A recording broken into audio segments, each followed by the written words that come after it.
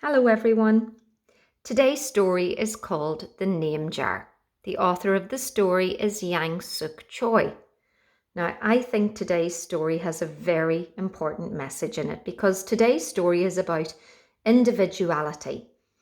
So when we talk about being an individual, we are talking about the qualities that make one person or a thing different from all others. So, in the story today, we meet a girl who is starting in a new school. And because she feels her name sounds a bit different to everyone else's, she becomes a bit self conscious about her name.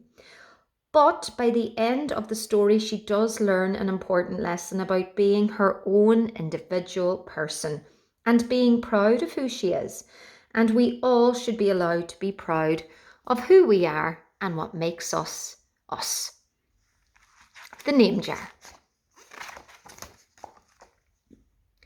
Through the school bus window, Yun Hai looked out at the strange buildings and houses on the way to her new school.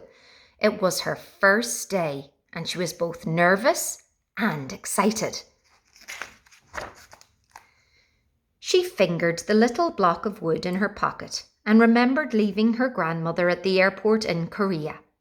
Her grandmother had wiped away Yun Hai's tears and handed her an ink pad and a small red satin pouch. "Your name is inside," she said. "My name?" Yun Hai had wondered.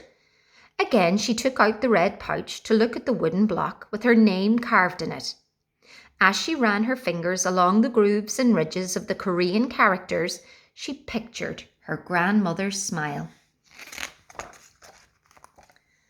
"Is that thing for show and tell?" a boy asked Yun Hai, surprising her. Yun Hai looked up as more kids leaned over. "No, it's mine," Yun Hai answered, quickly putting the pouch back in her pocket. "Are you new here? What's your name?" a girl asked. "Yun Hai," said Yun Hai. "Une?" the girl asked, scrunching up her face. Une," some kids chanted. No, Yun Hai corrected. It's spelled Unhei. It's pronounced Yun Hai.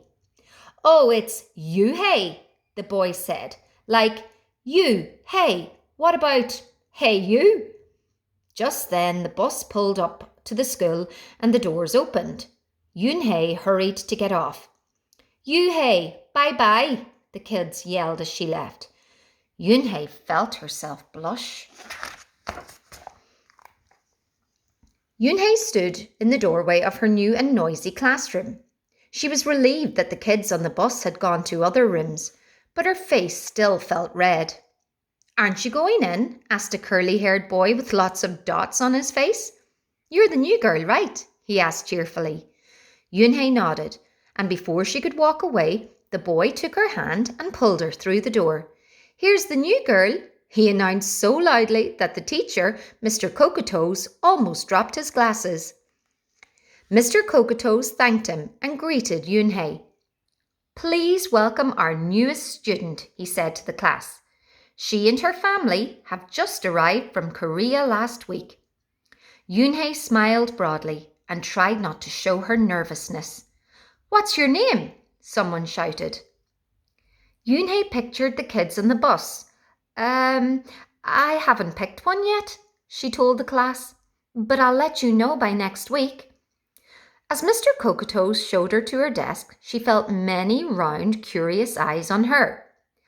"Why doesn't she have a name?" she heard someone whisper. "Maybe she robbed a bank in Korea and needs a new identity," a boy replied. On the bus home, nobody teased her, but Yun Hai kept thinking about her name. "How was school, Yun Hai?" her mother asked when she walked in. "Did you understand the teacher?" Yun Hai simply nodded. She unpacked her school bag and set the red pouch by a photograph of her grandma. "I'm glad you are learning English well," her mother said. "You must study hard, behave nicely, and get good grades to show that you're a good Korean." "I will," replied Yun Hai. "But I think I would like my own American name," she said quickly. Her mother looked at her with surprise. "Why? Yun Hai is a beautiful name. Your grandma and I went to a name master for it. But it's so hard to pronounce, Yoonhei complained. I don't want to be different from all the American kids. You are different, Yoonhei, her mother said. And that's a good thing. Yoonhei just wrinkled her nose. Later that day, Yoonhei and her mother went grocery shopping in their new neighbourhood. They passed Faddle's Falafel, Tony's Pizza, and Dot's Deli. A big graffiti-painted garbage truck roared like a lion as it took off down the street. Nothing sounded or looked familiar until they got to Kim's Market. The sign was in both English and Korean. Her mother picked up cabbage to make kimchi, Korean-style spicy pickled cabbage, and other vegetables and meat. She also found some seaweed, Yoonhei's favourite for soup. It made Yoonhei smile. Just because we've moved to America, her mother said, doesn't mean we stop eating Korean food. At the checkout counter, a friendly man smiled at Yoonhei. Helping your mother with the shopping, he asked. Yoonhei nodded. I'm Mr. Kim, he said. And what is your name? Yoonhei, she answered.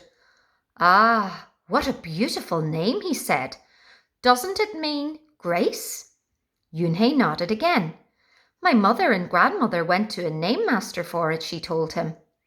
A graceful name for a graceful girl, Mr. Kim said as he put their groceries into bags.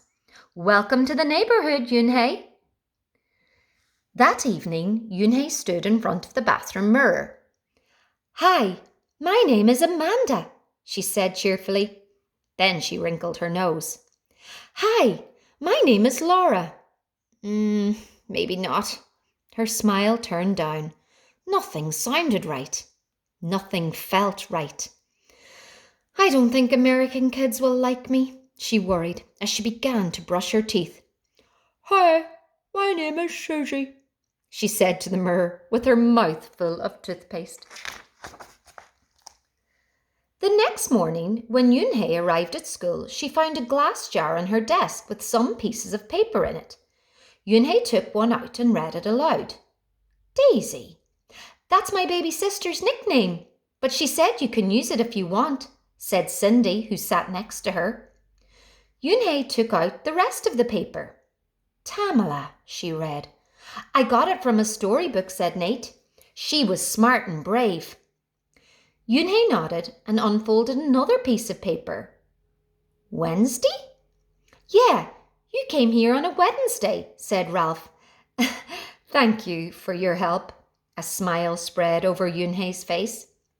Ralph quickly said, We'll put more names in. You can pick whatever you like, or pick them all, and you'll have the longest name in history.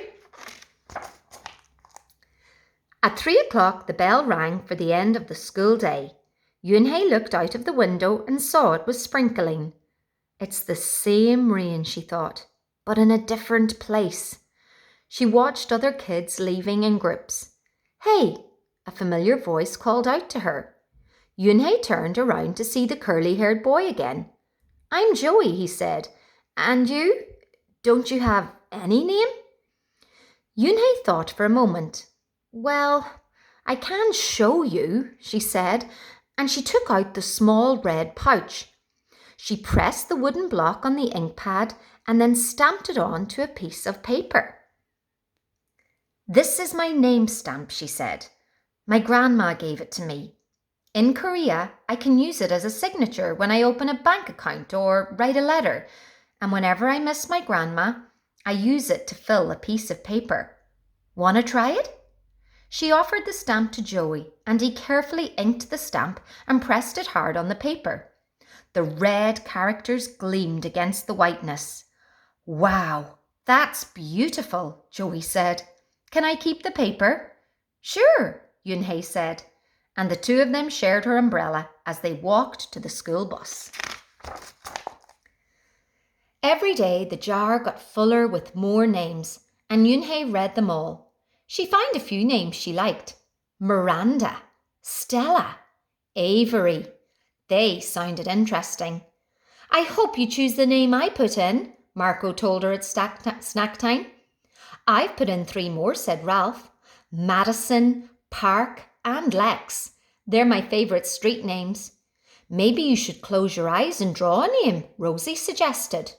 Ralph frowned. That's silly. What if she doesn't like the name she draws? Well, we didn't get to choose our names when we were born, did we? Rosie argued. Everybody thought about this.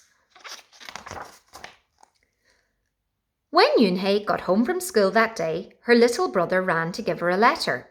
It was from Grandma. She opened it quickly. It said, To my Yunhei, I hope you are enjoying your new school and new friends.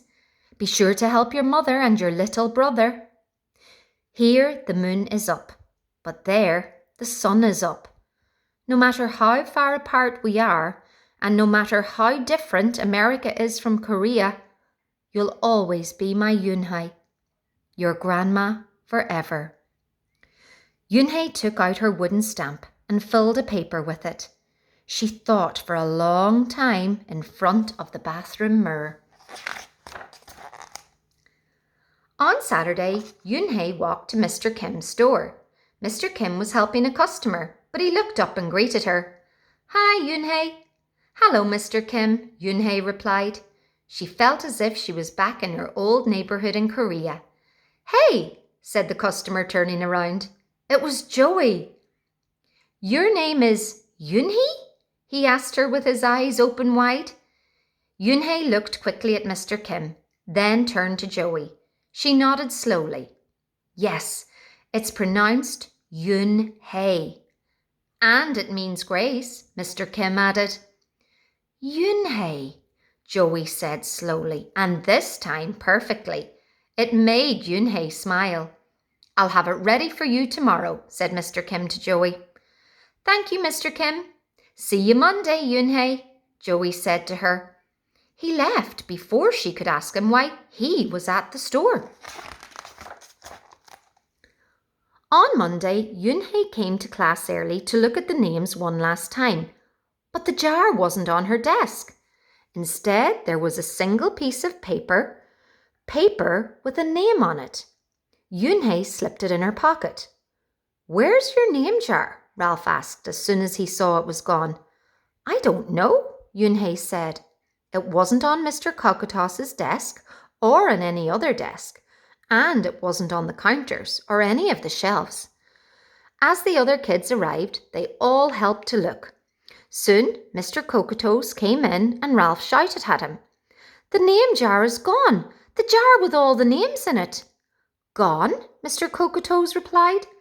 With a look of concern, he asked Yunhei, Did you get a chance to read all the names? Yunhei nodded. She took a breath. I'm ready to introduce myself. Yunhei wrote her name in both English and Korean on the chalkboard. I liked the beautiful names and funny names you thought of for me, she told the class. But I realised that I liked my name best, so I chose it again. Korean names mean something. Yunhei means grace. Grace! Grace in Hai, shouted Ralph. Everyone tried to say it. Yunhei. Un-yi? On-hei? Yunhei said her name again, slowly and clearly. Soon the kids began to say it better, even Mr. Kokotos. They applauded Yunhei's choice. I was named after a flower, Rosie whispered to Yunhei. Lots of American names have meanings too, Mr. Kokotos reminded everyone. When the class was dismissed, Yunhei heard her new friends say goodbye. Bye, Yunhei. See you tomorrow. Goodbye, Yunhei. Yunhei said goodbye and then looked around for Joey, but he was already gone. Yunhei, Yunhei, come downstairs, Mother called up to Yunhei. Your friend is here. Yunhei rushed down to see who she meant. There stood Joey, and in his arms was the name jar. Where did you find it? Asked Yunhei breathlessly. Joey looked embarrassed. Well, I took it, but only because I wanted you to keep your own name. And you did. He reached in and pulled out the names. Do you want to keep them? He asked. Thank you. I'll keep them as a souvenir, Yunhei said happily. Then she pulled out the piece of paper from her pocket. Do you want this back? Joey grinned. You can keep it. I'll return the name jar to the class. Maybe you could put some Korean nicknames in it for us. Names with good meanings. I could do that, agreed Yunhei. I've already got a Korean nickname, Joey said. Mr. Kim helped me to choose it. Carefully, he pulled out a small silver felt pouch from his pocket. Then he took out a dark wooden stamp with a beautiful Korean character carved sharply into it. He pressed it on the ink pad and then on the piece of paper next to her name. Chinku, read Yunhei. That means friend. And Chinku smiled back. I hope that you enjoyed the story. Bye.